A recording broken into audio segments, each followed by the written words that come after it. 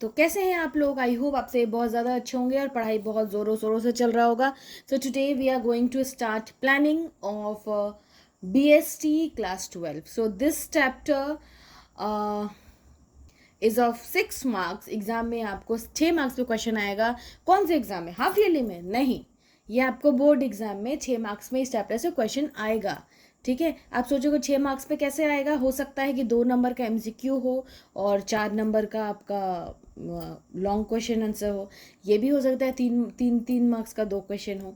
ठीक है, तो कुछ भी हो सकता है. ठीक है, लेकिन जनरली ये 4 मार्क्स और +2 आपका MCQ पूछता है. ठीक है, तो 6 मार्क्स के लिए हम लोग तैयारी करेंगे. हम लोग ना ही आपका हाफ ईयरली के लिए तैयारी कर रहे हैं, ना ही आपका प्री बोर्ड के लिए तैयारी कर रहे हैं. हम लोग सीधा सीधी बोर्ड पे फोकस करते हैं. ठीक है, क्योंकि हम मेरे चैनल में आपको जितने भी वीडियोस मिलेंगे वो सारे बोर्ड से रिलेटेड ही फोकस्ड वीडियो मिलेंगे. मेरे प्रीवियस वीडियोस भी देखोगे तो उसमें भी आपको वैसा ही कंटेंट मिलेगा. ठीक है, तो चलो सबसे पहले बेटा हम लोग प्लानिंग स्टार्ट करते हैं. बेटा उससे पहले हम लोगों ने 3 चैप्टर ऑलरेडी देख लिए.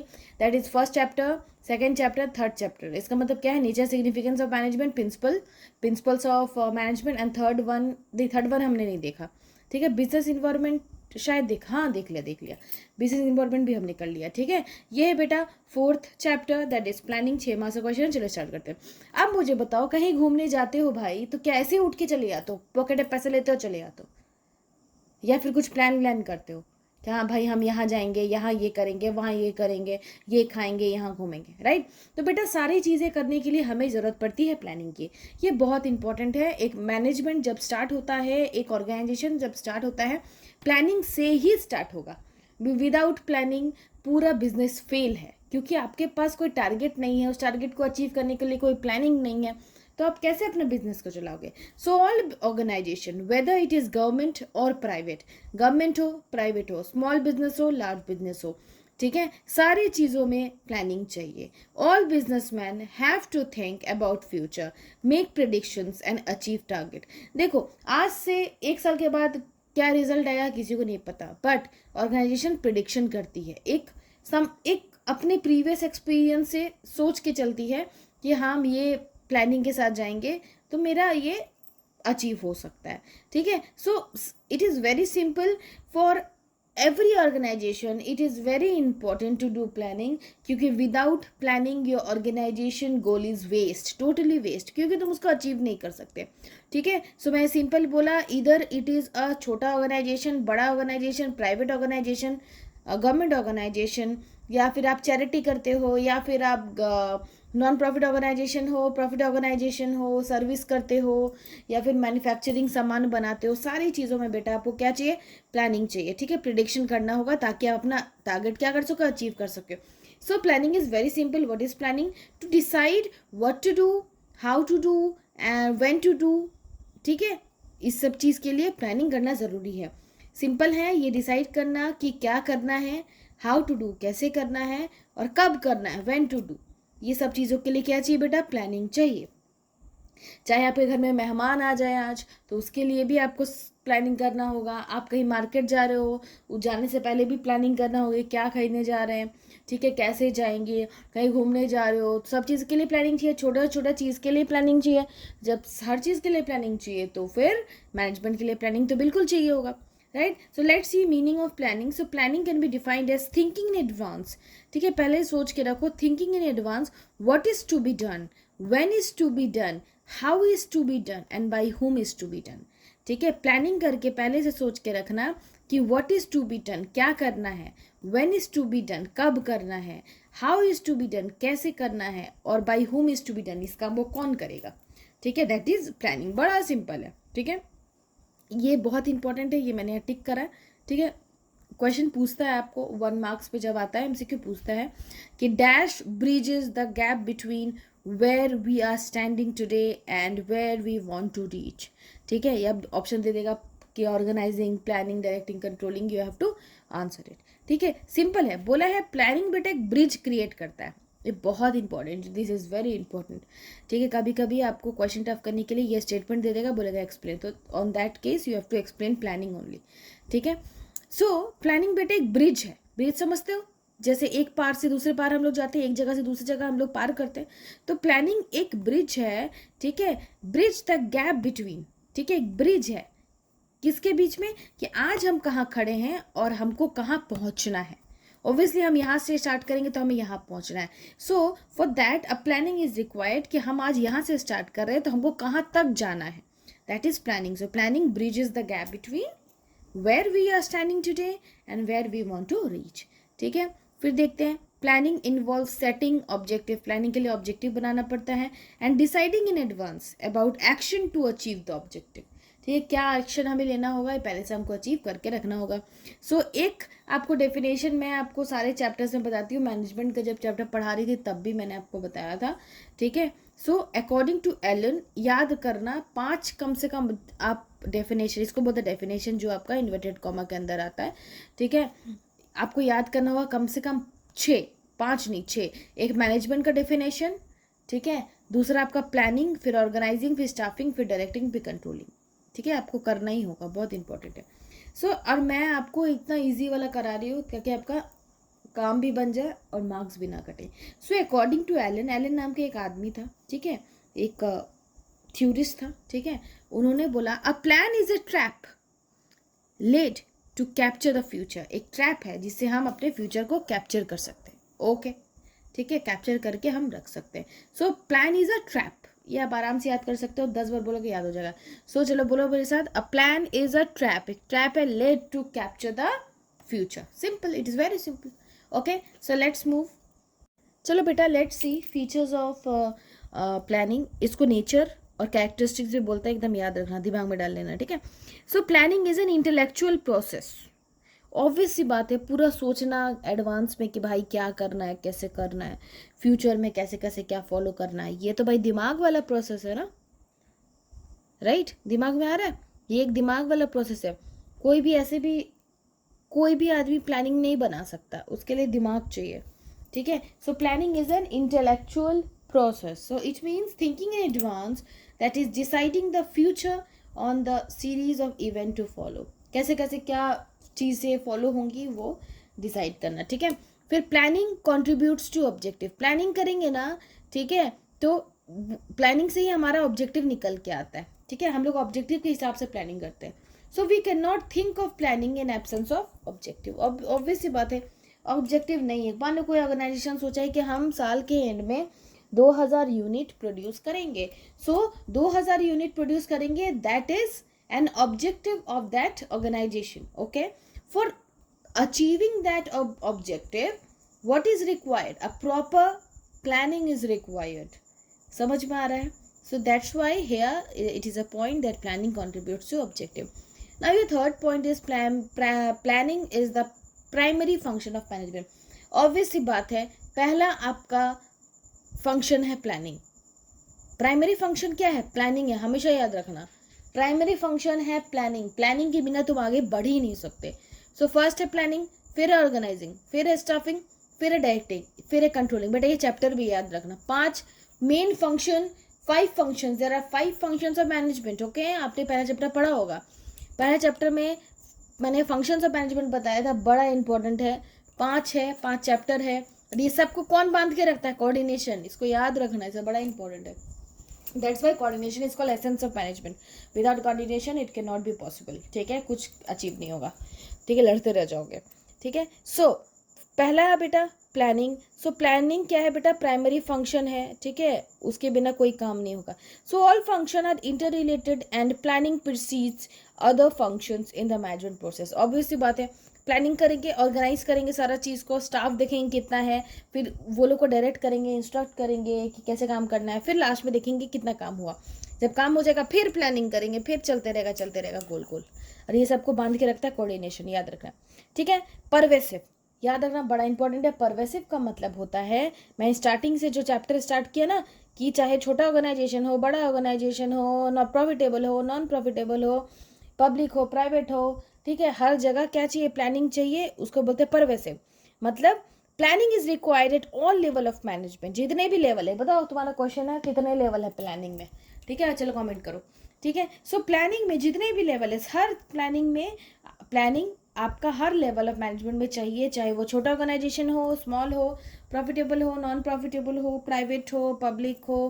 Planning requires everywhere. ओके चलो, now let's move to our fifth point, that is planning is continuous. Now ये fifth point is planning is continuous. ऐसे तो इस चैप्टर से 4 ही मार्क्स का आएगा, लेकिन कभी कभी पूछ देता है पॉइंट के साथ, ठीक है। So planning is continuous, why it is called planning is continuous, क्योंकि जब एक बार प्लानिंग बना लिए तो भाई तुम बीच में चेक करोगे ना कि प्लानिंग ठीक से जा रहा है कि नहीं जा रहा है। ऑब्वियसली अगर प्लानिंग ठीक से नहीं जा रहा है तो तुमको फिर से कुछ उसमें चेंजेस करना पड़ेगा। So it is a never ending process and continuous process. After making plans, manager keep on checking the changes according to the environment requirement. ठीक है, environment requirement ऑब्वियसली आपने चैप्टर नंबर 3 में पढ़ लिया होगा, ठीक है, वो भी इंपॉर्टेंट था, वन शॉट में मेरे वीडियोस में अवेलेबल है, ठीक है। तो बेटा प्लानिंग इज कंटिन्यूअस है, प्लानिंग देखते रहे, चेक करना पड़ता है, चेक करते रहना पड़ता है भाई हम प्लानिंग के हिसाब से जा रहे हैं कि नहीं, ठीक है। अगर मान लो तुम घूमने जा रहे हो 20,000 रुपये लेके गए, अब तुम्हारा खर्चा हो गया 2 ही दिन में, तुम्हारा टोटल 5 डे का टूर है, ठीक है, और 2 दिन में तुम्हारा एक्सपेंस हो गया 15,000 रुपये, तुम्हारे पास था 20,000 रुपये, तुम देखोगे ना भाई कि तुम्हारा 15,000 रुपये कहाँ चला गया, ठीक है। तो इसका मतलब क्या है, प्लानिंग कंटिन्यूअस है, कंटिन्यू करते रहना चाहिए। कैसे, अब तुमको पता चल गया भाई मेरे को तो और 3 दिन और रहना पड़ेगा, हमको तो ये 5,000 में गुजारा करना है, उस हिसाब से तुम इन्वायरमेंट के हिसाब से अपना खर्चे को चेंजेस करोगे, right. So planning is continuous, समझ में आ गया होगा। फिर प्लानिंग इज फ्यूचरिस्टिक, ये मैं बता दे रही हूँ, एक्सप्लेन नहीं किया क्योंकि जरूरत नहीं था होता, ठीक है। प्लानिंग इज फ्यूचरिस्टिक का मतलब होता है प्लानिंग हम लोग फ्यूचर के लिए करते हैं, ठीक है। ये मैंने एक्स्ट्रा 2 पॉइंट इसलिए लिखा ताकि तुम भूल ना जाओ, अगर भूलोगे तो ये सब में मेकअप कर सकते हो। सो प्लानिंग इज फ्यूचरिस्टिक, फ्यूचरिस्टिक है प्लानिंग, कैसे हम लोग फ्यूचर के लिए करते हैं, ऑब्वियसली बात है, हम पास्ट के लिए तो प्लानिंग करेंगे नहीं, ठीक है। 7, planning is a mental exercise, जैसे जैसे तुम प्लानिंग करोगे तुम्हारा दिमाग दौड़ते रहेगा, तुम्हारा प्लानिंग होते रहेगा, तुम एक्सपर्ट बनते जाओगे, ये एक तरह का मेंटल एक्सरसाइज है। आई होप तुमको समझ में आया होगा, ठीक है। अब चलते हैं हम लोग इंपॉर्टेंस पे, सेम यही सब चीज़ें हैं, ठीक है। एक चीज़ बिजनेस स्टडीज़ का सबसे अच्छा है कि अगर आपको पहला और दूसरा चैप्टर समझ में आ गया, ठीक है, तो आप सारे चैप्टर्स को घुमा सकते हो। क्यों? क्योंकि जो बच्चे को बिजनेस स्टडीज़ में इंटरेस्ट आ गया वो बच्चा सारा चैप्टर्स घुमा सकता है, ठीक है। कैसे? पॉइंट्स रिपीट होते हैं इसमें, ठीक है। चलो इंपॉर्टेंस देख रहे थे, मैंने इसको ये नहीं किया, एक्सप्लेन नहीं किया क्योंकि ज़रूरत नहीं था उतना, ठीक है, क्योंकि मुझे पता है ये मैं बोलूँगी तुम समझ जाओगे। पहला है प्लानिंग प्रोवाइड डायरेक्शन, ऑब्वियसली बात है, प्लानिंग प्रोवाइड डायरेक्शन, जो मैंने वहाँ फर्स्ट पॉइंट तुमको सेकंड पॉइंट पढ़ाया था, प्लानिंग कंट्रीब्यूट्स टू ऑब्जेक्टिव, वही चीज़ है, प्लानिंग जो है प्रोवाइड करता है किधर हमको जाना है, ठीक है। दूसरा है planning reduces the risk of uncertainty, uncertainty का मतलब बेटा अचानक से आया हुआ कोई चीज़, तो अगर हम कोई प्लानिंग करते हैं तो ना अचानक से कोई आया हुआ चीज़ होगा ना, उसको भी मेरे दिमाग में रहता है कि भाई ये चीज़ हो सकता था, ठीक है, तो वो जो अनसर्टेनिटी है ना उसको कम करता है। तीसरा पॉइंट है planning reduces overlapping and wasteful activity, obviously if we have a good planning then it reduces overlapping और वेस्ट को जो कम कर देता है। कैसे? मेरे पास प्रॉपर प्लानिंग है तो वेस्ट कम होगा ना, ठीक है। D number, planning establish standard of for controlling बेटा जब तुम पढ़ोगे तो उसमें तुम पढ़ोगे कि कंट्रोलिंग में बताया है कि भाई हमने क्या अचीव कर लिया, ठीक है। तो तुमको प्लानिंग जो है स्टैंडर्ड सेट करता है किसके लिए? कंट्रोलिंग के लिए। याद रखना, कंट्रोलिंग में हम लोग ये देखते हैं कि भाई हमने क्या टारगेट अचीव किया, जब हम देखेंगे तो हम फिर प्लानिंग से मिलेंगे कि हाँ हमने इतना, हमारा टारगेट था क्या कंप्लीट हुआ कि नहीं, ठीक है। सो प्लानिंग स्टैब्लिशेस स्टैंडर्ड क्रिएट करता है किसके लिए? कंट्रोलिंग के लिए।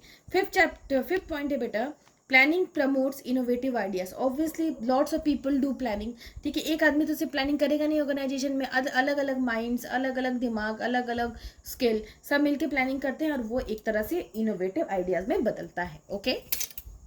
चलो अब चलते हैं लिमिटेशंस ऑफ प्लानिंग में बेटा, ठीक है। एग्जाम में कम पूछता है लिमिटेशन, लेकिन फिर भी पूछता है, ठीक है, आपको तैयारी करके जाना होगा, जो नहीं पूछता वो मैंने हटा दिया ऑलरेडी, ठीक है। लिमिटेशंस ऑफ प्लानिंग बेटा, इंटरनल लिमिटेशन, एक्सटर्नल लिमिटेशन, 2 तरह का लिमिटेशन होता है, याद रखना। इंटरनल लिमिटेशन में क्या होगा कि planning is a time consuming process, limitation मतलब डीमेरिट, ओके, देयर आर 2 डेमेरिट्स, ठीक है, 2 खामियां हैं, एक इंटरनल खामियां, एक एक्सटर्नल लिमिटेशन, ठीक है। पहला इंटरनल वाला में देखते हैं, planning is a time consuming process, obviously बात है आप चुटकी में प्लानिंग नहीं बना सकते, it takes time, so it takes long time to evaluate the alternatives and select the best one.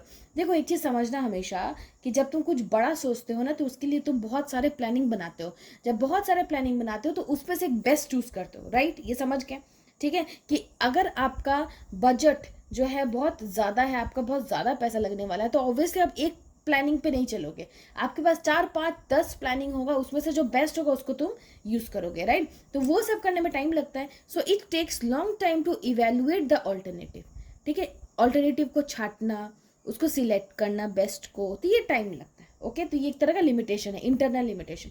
दूसरा क्या है, प्लानिंग लीड्स टू रिजिडिटी। जब एक हाई बजट का प्लानिंग जब आगे बढ़ जाता है, ठीक है, तो बहुत दिक्कत होता है बेटा। अगर मान लो तुमको लग रहा है कि अरे भाई प्लानिंग तो गलती हो गया, आधा आधा समय भी दिया, अब लग रहा है कि अरे तुमको लॉस हो रहा है, तो तुम जब उसको पीछे देखोगे ना, तो तब तुम देखोगे कि अरे हम तो बहुत ज़्यादा आगे आ चुके। तो उस केस में प्लानिंग जो है रिजिड हो जाता है। रिजिड इन द केस कि वहाँ आपको बैकफायर कर जाएगा आपका प्लानिंग। कैसे?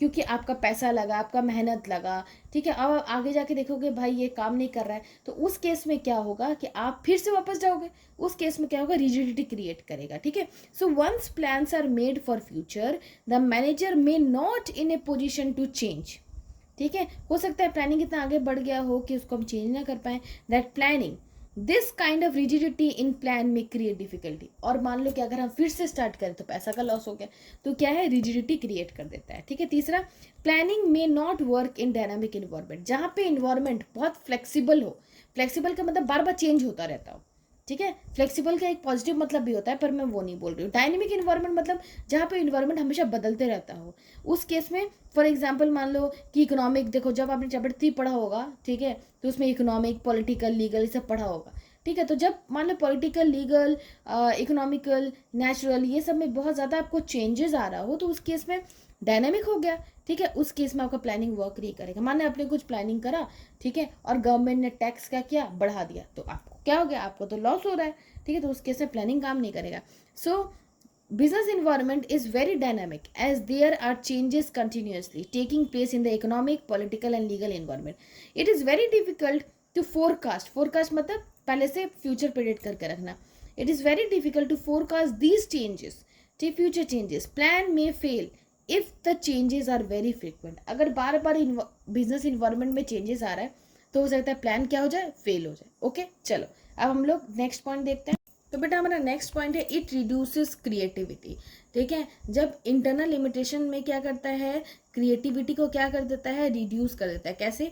The manager of the organisation start working rigidly. Manager जो है काम एकदम रिजिड वे में करता है, and they become the blind followers of the plan only. और वो लोग पूरा प्लान को फॉलो करते हैं। The manager do not take initiative to make changes in the plan, ठीक है। मान लो कि बीच में कुछ गड़बड़ आ रहा है या फिर मान लो कुछ चेंजेस करना है, तो जो मैनेजर है इतना वो फॉलो करता है प्लानिंग को कि वो उसको ना चेंज नहीं करना चाहता। उससे क्या होगा, जो वहाँ पे जो लोग हैं उसकी जो क्रिएटिविटी है ना वो कम हो जाती है, ठीक है। उसके बाद ई नंबर को मैंने एक्सप्लेन नहीं किया, कोई ज़रूरत नहीं था। Planning involves huge cost. Obviously आप एक बड़ा प्रोजेक्ट का प्लानिंग कर रहे हो, पैसे लगते हैं, ठीक है। F, planning does not guarantee success. ये सबको पता है, ठीक है, कि प्लानिंग कर लिया इसका मतलब ये नहीं कि डज नॉट गारंटी सक्सेस। ये मतलब ये नहीं कि तुम सक्सेस कर ही जाओगे, हो सकता है तुम सक्सेस कर जाओ, पर there is a chances to fail also, ठीक है। तुम तैयारी कर रहे हो किसी चीज़ की, ठीक है, या फिर मान लो तुम 12th में 100 लाने की कोशिश कर रहे हो, हाँ वेरी गुड, तुम्हारा आ सकता है 100, लेकिन ये does not guarantee success. Guarantee नहीं कि तुमको आ जाएगा, ठीक है। तुम कंटिन्यूसली करते रहोगे तो हो सकता है आ जाए, ठीक है। तो ये इम्पॉसिबल प्रेडिक्ट करना, ठीक है। प्लानिंग वैसे आपका बीएसटी में 100 आएगा, डोंट वरी, ठीक है, क्योंकि बहुत बच्चों को आता है, ठीक है, अगर अच्छे से पढ़ोगे तो आ जाएगा, ठीक है। So planning only provide a base for analysing future. Planning बेटा क्या करता है, एक बेस बनाता है कि हम फ्यूचर को एनालाइज करें। It is not a solution for future course of action. ये सोल्यूशन नहीं है, planning is not solution. Okay, चलो अब उसके बाद एक्सटर्नल देख लेते हैं। एक्सटर्नल लिमिटेशन क्या है, मान लो नेचुरल कैलेमिटी, मान लो तूफान आ गया, आंधी आ गया, ठीक है, सूखा पड़ गया, ठीक है, या फिर मान लो अर्थक्वेक आ गया, तो उस केस में क्या होगा, लॉस होगा। उस केस में प्लानिंग वर्क नहीं करेगा। फिर बी नंबर क्या है, change in taste and fashion and trend in the market. मान लो कि मार्केट में जो फैशन चल रहा था वहीं बदल गया, तो उस केस में प्लानिंग वर्क नहीं करेगा। फिर मान लो टेक्नोलॉजी चेंज हो गया, ठीक है, ओल्ड मशीन सब यूज़ कर रहे थे, अचानक न्यू मशीन आ गए, न्यू मशीन यूज़ करने लगे, ठीक है, उससे बहुत अच्छा रिजल्ट आने लगा। उस केस में भी आपका प्लानिंग वर्क नहीं करेगा। तो इसी के साथ बेटा today we have finished some of the topics like meaning, definition of planning, meaning of planning, then features, then merits and demerits. okay, ठीक है। मेरिट्स देखा ना, हाँ, फीचर्स है आपका, मेरिट्स है, और ऐसे भी बड़ा इजी है, ठीक है। तो ये आप कर लेना, बड़ा इजी है, बड़ा इम्पॉर्टेंट है। अभी आपका 2026 चल रहा है, ठीक है, और साथ ही साथ आपको पढ़ाई करना है क्योंकि इस बार एग्ज़ाम जो है 1 मंथ पहले ही आपका स्टार्ट होगा, ठीक है, मेन पेपर्स। तो इसलिए बेटा पढ़ते रहो, पसंद है तो लाइक एंड सब्सक्राइब कर देना। साथ ही अगर कोई 11th का बच्चा, अगर आपका भाई बहन होगा, उसको मेरा चैनल दे देना, ठीक है। उसमें अकाउंट्स BSc चल रहा है मेरे, और 12th का भी BSc चल रहा है, ठीक है। देखो प्रीवियस वीडियोस, आपको मेरी गारंटी है 100 में 100 BST में आएगा क्लास 12 में। चलो बाय, टेक केयर।